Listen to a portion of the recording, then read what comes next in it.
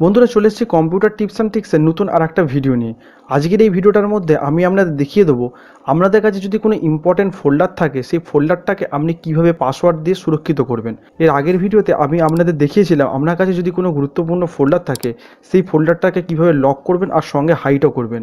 আর আজকের এই ভিডিওটাতে আমি আপনাদের দেখিয়ে দেবো আপনার কাছে কোনো যদি ইম্পর্টেন্ট ফোল্ডার থাকে সেই ফোল্ডারটাকে কীভাবে শুধুমাত্র পাসওয়ার্ড দিয়ে সুরক্ষিত করবেন। এর আগের ভিডিওটার সঙ্গে এই ভিডিওটার পার্থক্য হচ্ছে এই যে আমি আগের ভিডিওটায় আপনাদের দেখিয়েছিলাম আপনার ফোল্ডারটাকে কিভাবে লক করবেন আর সঙ্গে হাইডও করবেন, মানে কেউ দেখতে পাবে না।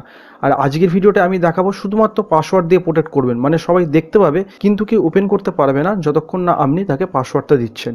তো চলুন বন্ধুরা মূল ভিডিওটা আমরা দেখে নিই। তো বন্ধুরা দেখতেই পাচ্ছেন আমার কাছে নিউ ফোল্ডার নামে একটা ফোল্ডার রয়েছে। তো এই ফোল্ডারটাকে আমি যদি এই মুহূর্তে ডবল ক্লিক করি তো ফোল্ডারটা কিন্তু আমার কাছে ওপেন হয়ে যাচ্ছে। তো বন্ধুরা এই ফোল্ডারটাকে পাসওয়ার্ড দিতে গেলে তো এই ফোল্ডারটার উপর প্রথমে আমাকে রাইট ক্লিক করতে হবে। রাইট ক্লিক করার পর একটু নিচের দিকে আসলে দেখতে পাবেন একটা অপশান পেয়ে যাবো আমরা, অ্যাড টু আর্কাইভ। এই অপশানটাতে আমাকে ক্লিক করতে হবে। তো বন্ধুরা যার কাছে এই অপশানটা থাকবে না, আপনারা উইন্ডার বলে একটা সফটওয়্যার পাওয়া যায়, খুব ছোট্ট একটা সফটওয়্যার, নেট থেকে ডাউনলোড করে নেবেন। ডাউনলোড করার পর ইনস্টল করলে এই অপশানটা আপনার কাছে চলে আসবে। তো অ্যাড টু আর্কাইভ যে অপশানটা রয়েছে এই অপশানটাতে আমরা ক্লিক করব। তো ক্লিক করার সঙ্গে সঙ্গে আমার কাছে একটা ডায়লগ বক্স চলে আসবে। আর একটু নিচের দিকে আসলে দেখতে পাবেন এখানে লেখা আছে সেট পাসওয়ার্ড। তো এই সেট পাসওয়ার্ডে আমরা ক্লিক করব। ক্লিক করার পর এখানে এন্টার পাসওয়ার্ড। তো এখানে আমি উদাহরণস্বরূপ 1 2 3 4 দিয়ে দিলাম। আর দেখতেই পাচ্ছেন শো পাসওয়ার্ড, এটা টিক করা আছে। তারপর লেখা আছে এনক্রিপ্ট ফাইল নেম। তো এটাকে আমরা টিক করে দেবো। টিক করে দেওয়ার পর আমরা ওকে করে দেবো। ওকে করে দেওয়ার পর আবার একটা ওকে করে দেবো।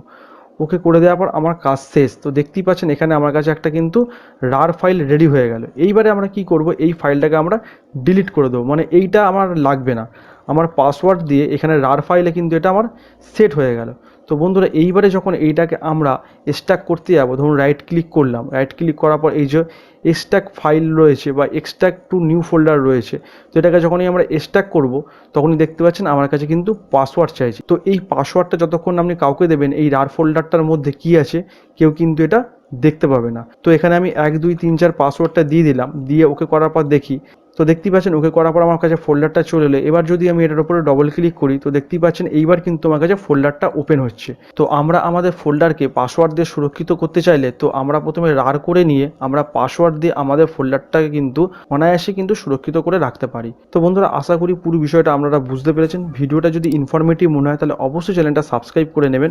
আর সাবস্ক্রাইব করে নেওয়ার পাশাপাশি নিচে থাকা বেল আইকনটা অন করে দিয়ে অল নোটিফিকেশন করে দেবেন, যাতে এরকমই পরবর্তী ভিডিওগুলো আপনার কাছে সবার আগে পৌঁছে যায়।